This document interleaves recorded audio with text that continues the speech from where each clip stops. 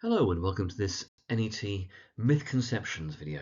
Today we're going to focus on A Christmas Carol and the characters of the portly gentleman. Now, as ever with these videos, we're going to take an interpretation, a common idea that you find about a text, and we're going to test it. We're going to see the extent to which it is correct or incorrect or somewhere in between. Now, today's misconception is this, and it's quite a common one. It's that the portly gentlemen who appear in Stave 1, and one of whom appears, of course, in Stave 5, work for a charity. Now, this seems really obvious. So why would people believe that's true, that these two men are charity workers? Well, the two of them are collecting money, of course, to support the needy. They talk about trying to provide some slight provision for the poor and destitute, for example. They explain about the fact they're trying to raise a fund to buy the poor some meat and drink and means of warmth. So they are, literally in the text, raising money for charitable reasons. We also, and this is a key thing, we bring modern associations to what they're doing. So as a modern readership, we're quite used, I think, to people going door to door, knocking on doors, raising money for charity, being on the street with their, buckets and tins and whatever else.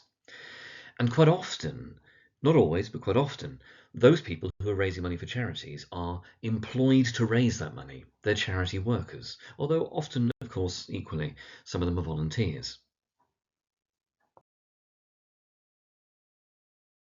So let's look at the counter-arguments. Now, how could that possibly be wrong? Well, as ever with these videos, it's a bit more complicated than perhaps it seems.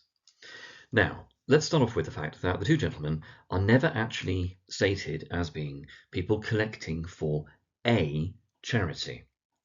In actual fact, the word charity is only used kind of twice in the entire novel.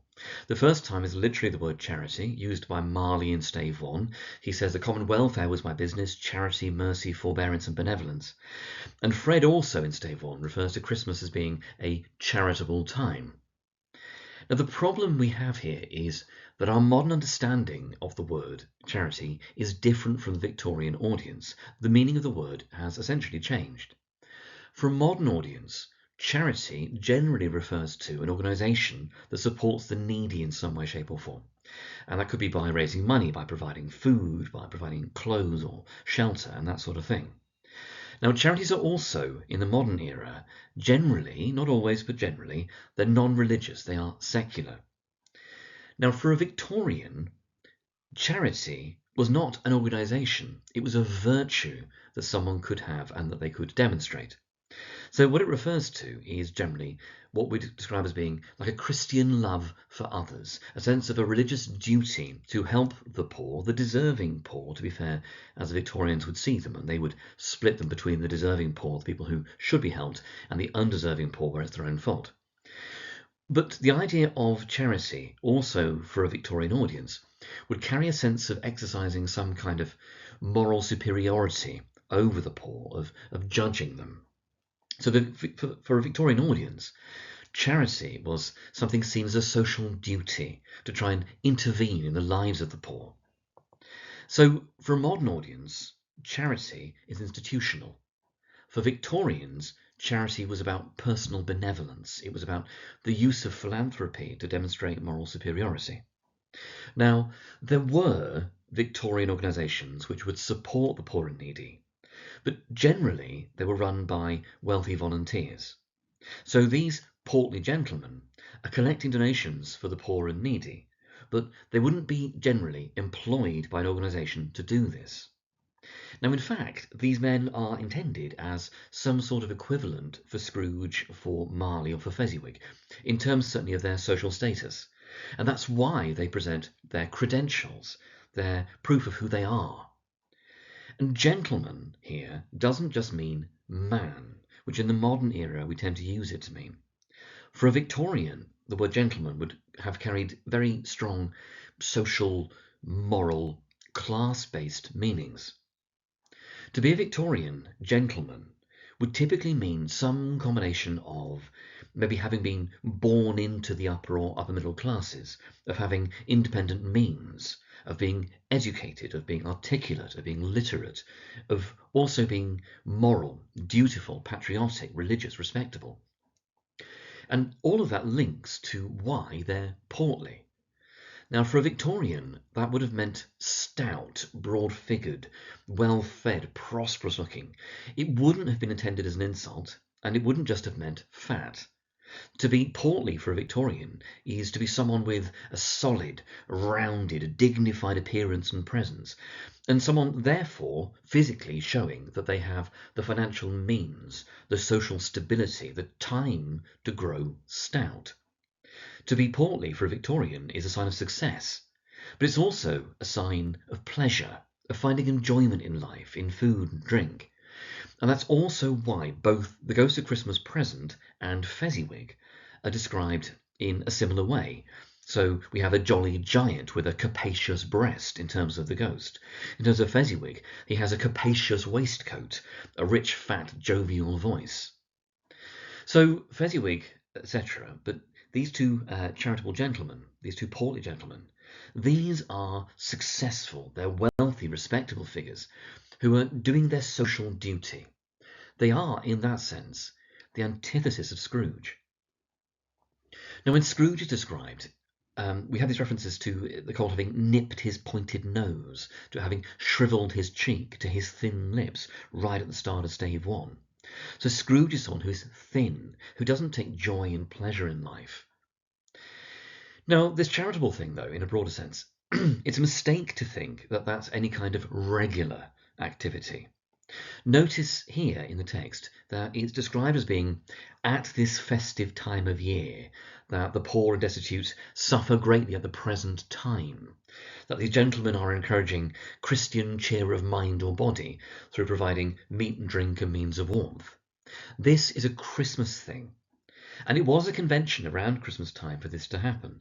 Wealthy Victorians would give to the poor in their communities. Employers would often do something very, very similar for their employees, as Fezziwig does.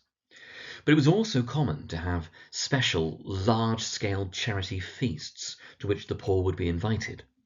Now, of course, the very fact that any of these things happen shows a need for change. That there's a need for charity shows that there's a need for change. Now, obviously, giving of the kind we see from the charitable gentleman would have a momentary impact. But what it wouldn't do is offer a long-term solution to the problem. It's that old charity thing we see in some of the adverts about, give a man a fish and he'll eat for a day, give him a fishing rod and he'll eat forever. So the portly gentlemen are connecting for charity in the sense of Christian kindness, in terms of morality, in terms of support for the poor. But they're not collecting for a charity in the modern sense. And they're certainly not workers for the charity. They're wealthy volunteers doing their bit at Christmas. Now that's both a positive and a negative from the point of view of the novel. What they're doing is a moral thing, a virtuous thing, a lovely and probably very well-intentioned gesture. But what it doesn't do is address or solve the wider systemic and systematic inequalities and inequities in society. Because Dickens in the novel isn't just trying to encourage people to give to charity. Scrooge's references to the prisons, to the union workhouses, to the poor laws and the wheel and so on are intended to make the point that the system isn't enough. Society as a whole needs to change. It's also not enough to rely on organisational aspects such as prisons and workhouses.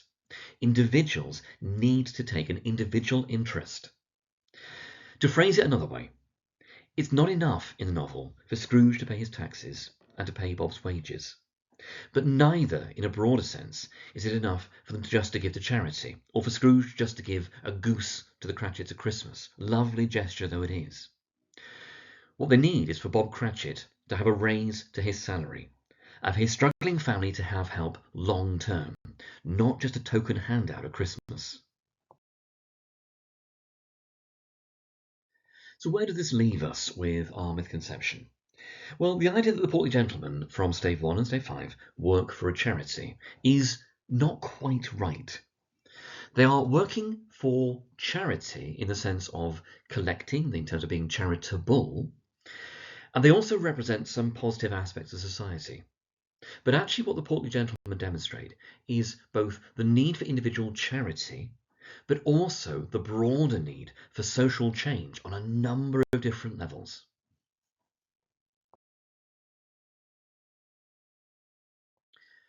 Right, hopefully that makes sense. Hopefully that's been useful. At the very least, hopefully that's prompted some ideas and some thinking. As ever with these things, do bounce the ideas around, discuss them, compare them, contrast them with people, and draw your own conclusions. Thank you very much for your time today, and I'll see you in the next one of these that we do.